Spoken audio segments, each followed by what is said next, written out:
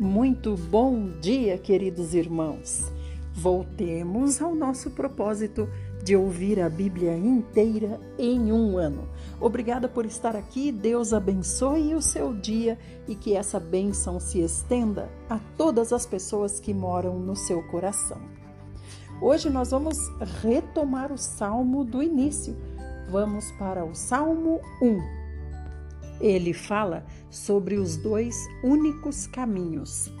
Diz assim: abençoado com felicidade é o homem que não segue o conselho dos ímpios, não se deixa influenciar pela conduta dos pecadores, nem se assenta na reunião dos zombadores.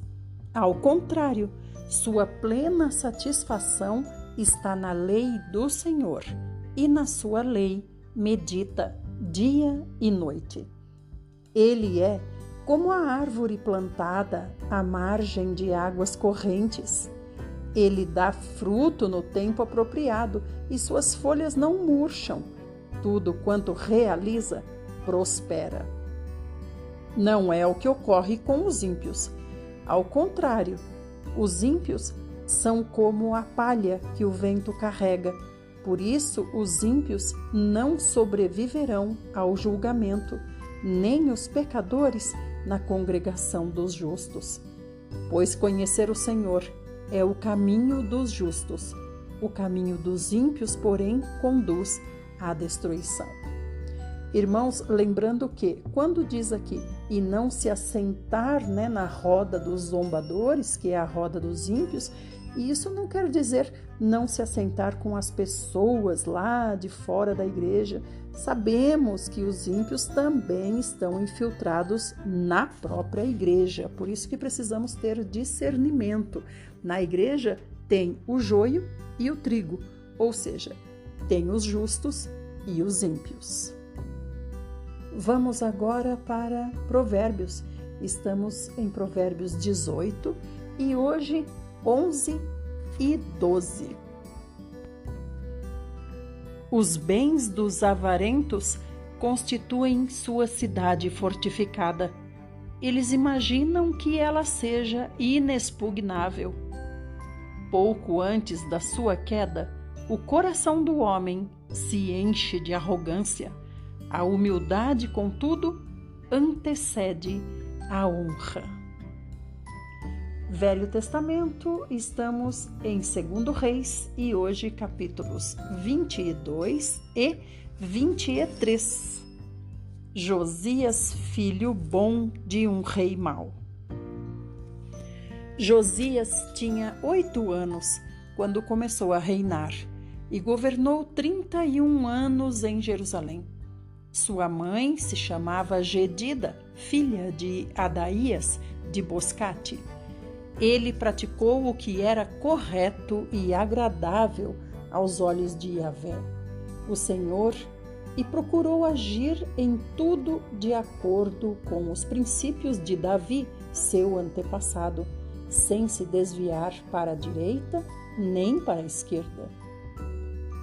No 18º ano do seu reinado, o rei Josias mandou o escrivão e secretário pessoal Safã, filho de Azalias e neto de Mesulão, à casa de Yahvé, mediante a seguinte ordem. Lembrando, irmãos, que se ele assumiu o trono com 8 aninhos, então aqui quando ele está dando essa ordem, ele tem quanto? 16 anos, 8 anos de reinado. E ele disse para o escrivão: sobe a Ilquias, o sumo sacerdote, para que confira o dinheiro que se tem trazido para o templo do Senhor, o qual os guardas da entrada têm recebido das mãos do povo. Que todas as pessoas entreguem sua prata exclusivamente nas mãos dos homens nomeados para supervisionar a reforma do templo, a fim de que possam pagar todos os trabalhadores que efetuam a obra de restauro no templo do Senhor, os carpinteiros, os construtores e os pedreiros, e que comprem madeira e pedras lavradas com arte para restaurar a casa. Entretanto, eles não precisavam prestar contas de toda a prata que lhes foi entregue em confiança, pois todos agiam com absoluta honestidade. Então, o sumo sacerdote Ilquias compartilhou com o escrivão Safã: encontrei o livro da Torá, da lei, na casa de Yahvé, o Eterno. E Ilquias entregou o livro a Safã, e ele leu o livro.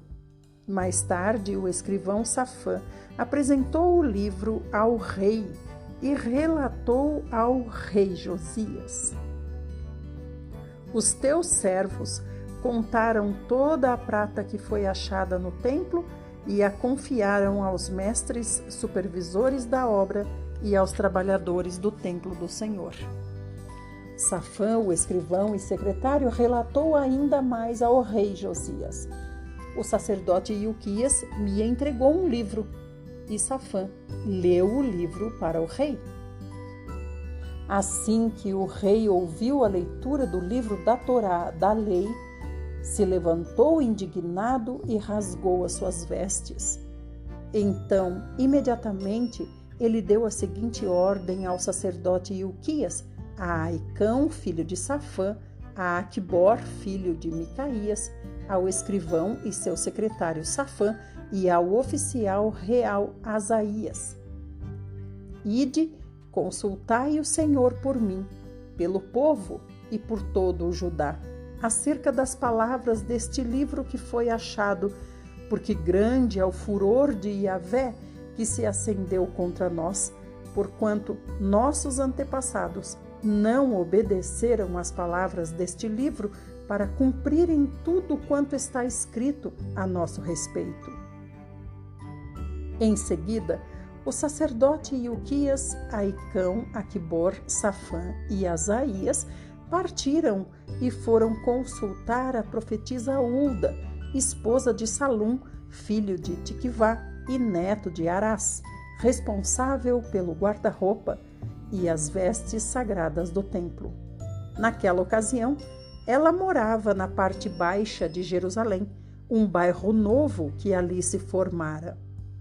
Então a profetisa Hulda comunicou: assim diz o Senhor, o Deus de Israel: dizei ao homem que vos enviou à minha presença: eis que isto declara Yahvé o Senhor: eu trarei castigo sobre este lugar e seus moradores, de acordo com todas as palavras do livro que o rei de Judá leu. Porquanto me desprezaram e queimaram incenso sagrado a outros deuses, provocando-me a ira por meio de todas as obras das suas mãos, o meu furor se acendeu contra este lugar e não se extinguirá. E direis mais ao rei de Judá, que vos mandou para consultar o Senhor: assim diz Yahvé, o Senhor, Deus de Israel, quanto às palavras que ouviste.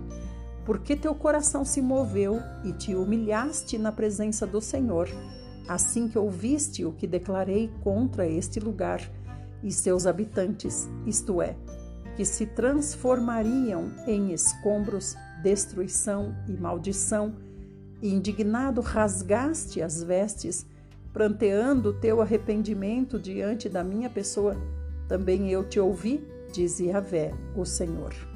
Por isso, eu te recolherei para junto de teus antepassados e encontrarás descanso e paz em tua sepultura, e os teus olhos não contemplarão o severo castigo que enviarei sobre este povo e lugar.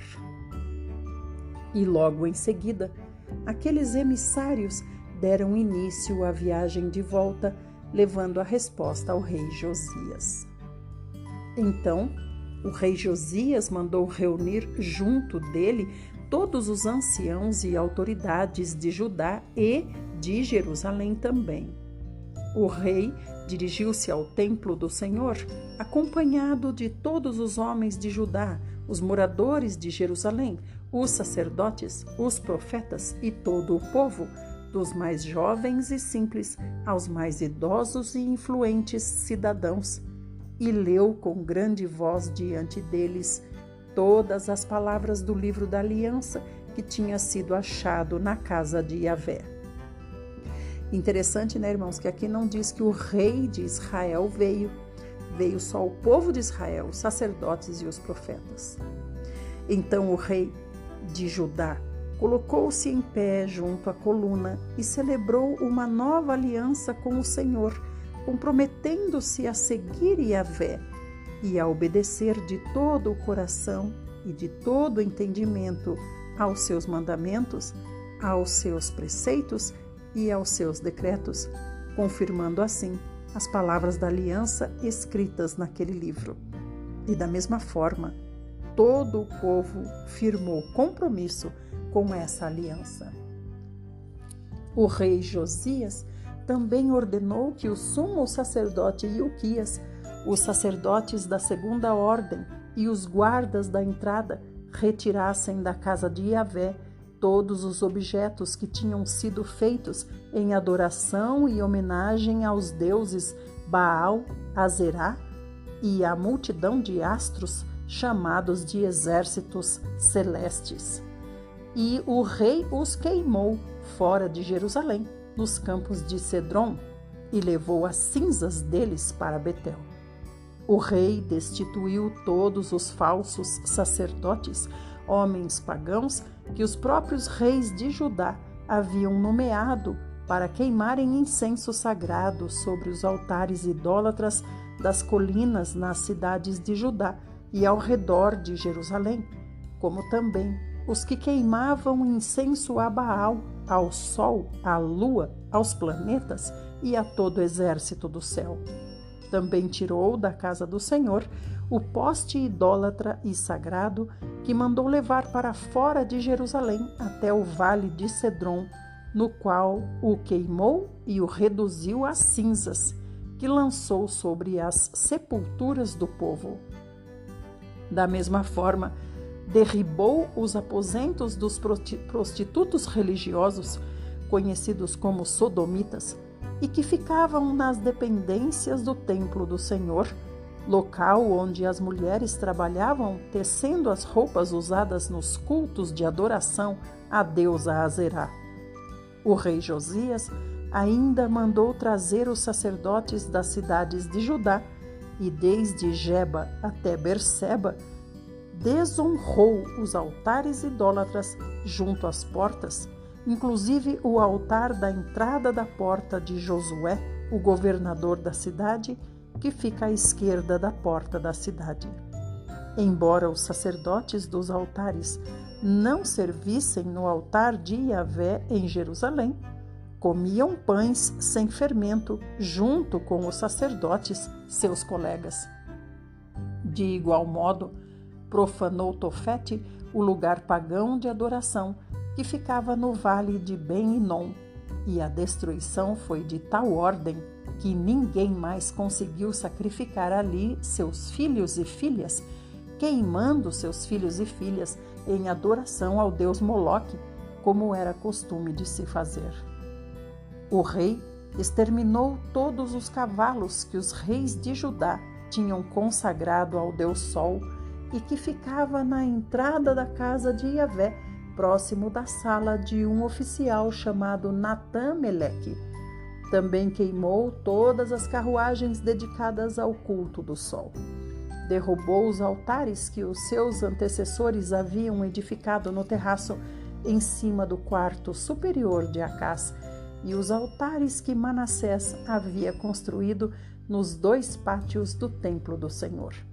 Depois de despedaçá-los, mandou que fossem tirados dali e jogou o entulho no ribeiro de Cedron.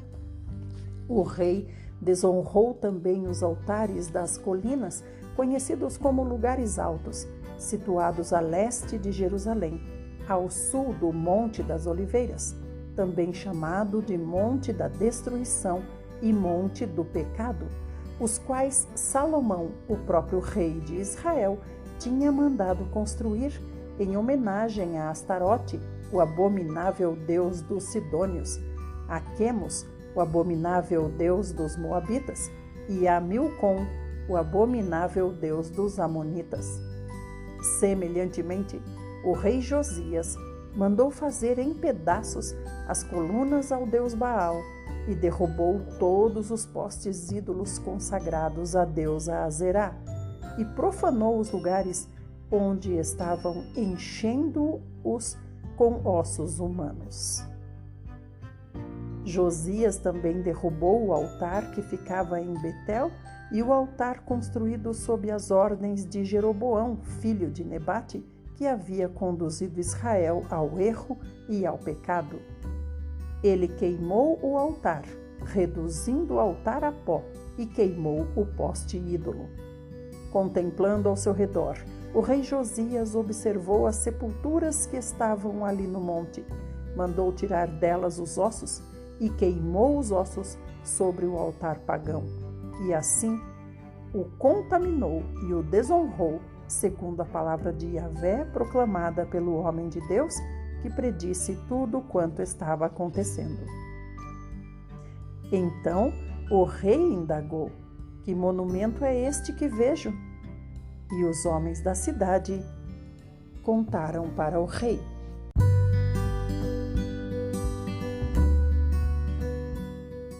É a sepultura do homem de Deus que veio de Judá e profetizou tudo quanto acabas de realizar contra este altar de Betel.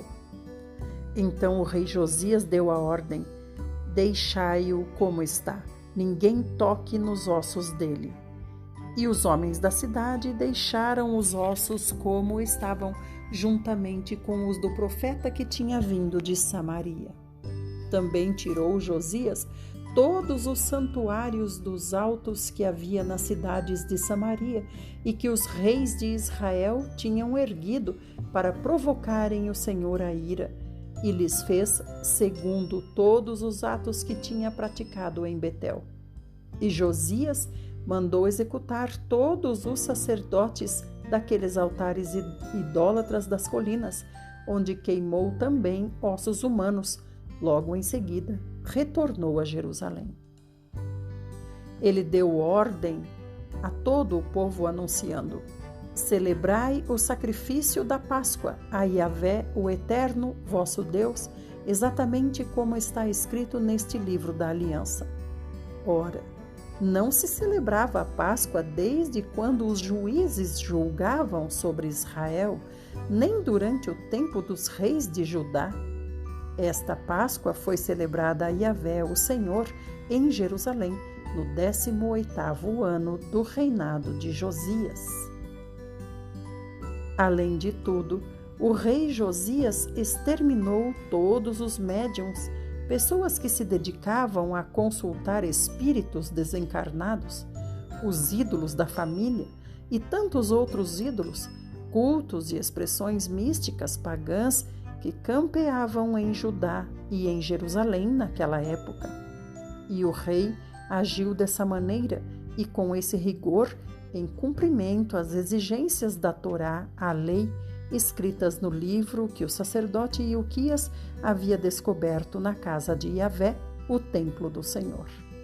Nem antes, nem depois do rei Josias, houve um governador como ele, que se voltasse para Yahvé, o Senhor, de todo o coração, de toda a alma e com todas as suas forças, em conformidade com tudo o que ensina a Torá, a lei de Moisés. Contudo, o Senhor não desistiu do furor de seu santo e grande juízo contra Judá por causa de todas as provocações com que Manassés o havia insultado.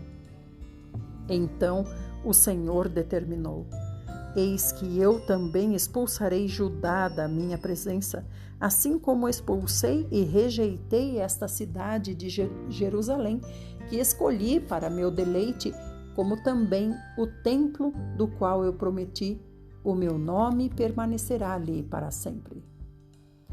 O restante da história do rei Josias, tudo o que ele fez, não está porventura escrito no livro dos registros históricos dos reis de Judá?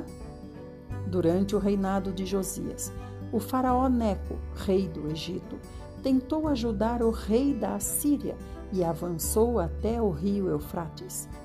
Então o rei Josias marchou para combatê-lo, mas o faraó Neco conseguiu matá-lo assim que o avistou no campo de batalha em Megido.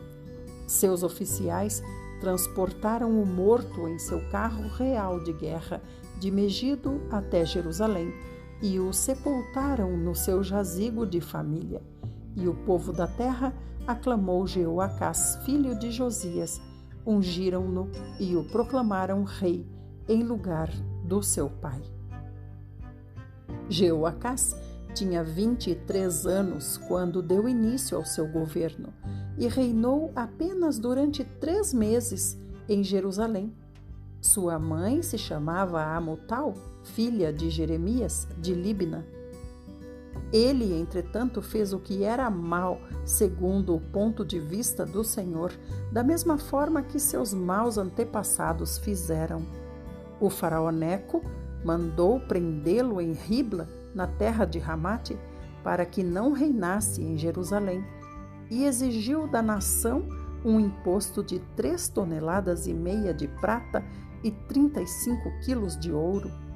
O faraó Neco também constituiu Eliaquim, filho de Josias, rei em lugar de seu pai Josias, e mudou o seu nome para Jeoaquim, mas levou consigo Jeoacás ao Egito, onde morreu. Jeoaquim pagou ao faraó toda a prata e o ouro exigidos, mas teve de criar impostos na terra a fim de honrar o tributo constituído pelo faraó e, portanto, exigiu também prata e ouro de cada cidadão, conforme as suas posses. Jeoaquim tinha 25 anos quando começou a reinar e governou 11 anos em Jerusalém. Sua mãe chamava-se Zebida, filha de Pedaías, da cidade de Ruma. Mas ele também fez o que era mal diante dos olhos do Senhor, conforme tudo o que seus antepassados haviam feito. Até aqui. Amanhã nós vamos ver o reinado de Jeoaquim, como foi em Judá. Agora nós vamos para o Novo Testamento. Estamos no livro de Atos e hoje, capítulo 22, o discurso de defesa de Paulo.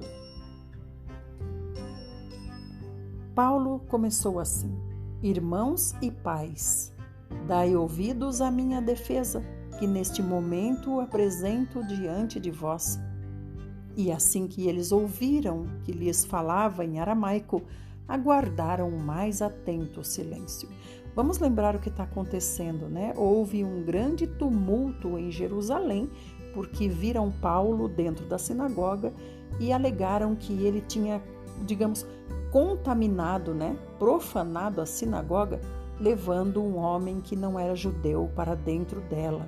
No caso, Trófimo, que é de Éfeso. E aí o que aconteceu?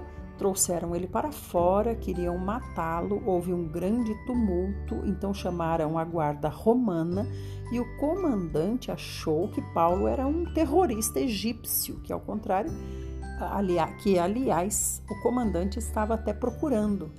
Mas Paulo disse, não, eu não sou, eu sou romano e quero o direito de falar. Então, o comandante permitiu que ele falasse em aramaico para que o povo, que ele estava lá embaixo, ele estava lá numa escada lá em cima, e o povo estava lá embaixo, para que o povo judeu prestasse atenção no que ele ia dizer. Então ele começou aqui o seu discurso. E assim que o povo ouviu que ele falava em aramaico, fizeram silêncio. Então Paulo declarou, eu sou judeu, nascido em Tarso da Cilícia, mas criado nesta cidade. Fui educado rigorosamente na lei de nossos antepassados, aos pés de Gamaliel, sendo tão zeloso por Deus, assim como estáis sendo vós neste dia. Persegui os seguidores do caminho até a morte, algemando tanto homens quanto mulheres e jogando todos no cárcere. Como bem pode testemunhar o sumo sacerdote, assim como todo o conselho dos anciãos, visto que deles recebi cartas requisitando a cooperação dos irmãos e segui para Damasco. A minha finalidade era deter e trazer algemados para Jerusalém os que em Damasco estivessem para serem severamente punidos. Entretanto, por volta do meio-dia, enquanto eu me aproximava de Damasco, de repente uma fulgurante luz vinda do céu reluziu ao meu redor. Eu caí por terra e ouvi uma voz que me perguntava: Saul, Saul, por que me persegues? E diante disso eu perguntei: quem és tu, Senhor? Ao que ele respondeu: eu sou Jesus, o Nazareno, a quem você persegue. E aqueles homens que me acompanhavam também viram o brilho da luz, mas não compreenderam a voz daquele que falava comigo. Então perguntei: Senhor, o que eu devo fazer? E o Senhor me deu essa ordem: levante-se e siga para Damasco, onde te será comunicado tudo o que necessitará fazer. Tendo ficado cego devido ao intenso resplendor daquela luz, cheguei a Damasco guiado pela mão dos meus companheiros de viagem. Irmãos, olha que interessante. Ele fala aqui que os companheiros dele viram a luz, mas não ouviram a voz. No entanto, só Paulo ficou cego. Os companheiros dele viram a luz, mas não ficaram cegos e conduziram ele até Damasco. Um homem piedoso segundo a lei, chamado Ananias, e muito respeitado por todos os judeus que ali moravam, veio ao meu encontro e se colocou de pé ao meu lado, dizendo: Irmão Saulo, recupera a tua visão. Em seguida, ele me revelou: o Deus dos nossos antepassados escolheu você para conhecer a verdade, ver o justo e ouvir a palavra da própria boca dele.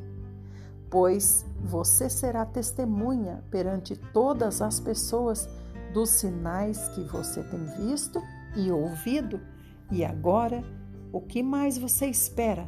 Levante-se, seja batizado e lave os seus pecados, invocando o nome do Senhor.